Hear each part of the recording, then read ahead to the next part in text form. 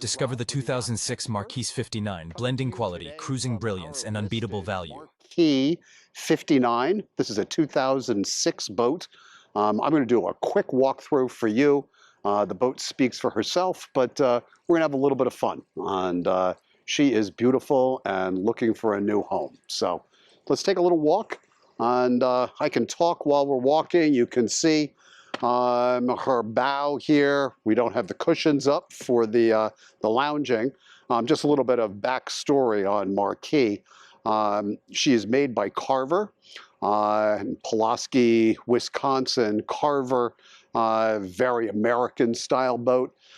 They did the Marquis as a Euro style boat, and it is very reminiscent of an Azimuth or a Sunseeker. It has those Euro lines, much higher level production and construction than the Carvers, which are really nice boats. This is a high-end boat, and she is set up for cruising.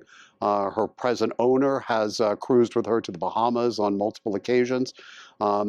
Highlights: under 1,000 hours on her big Volvo D12 715 horsepower motors.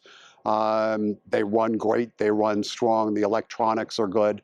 The boat drives great and looks great, and she is priced well below the market. We're looking to move her quickly.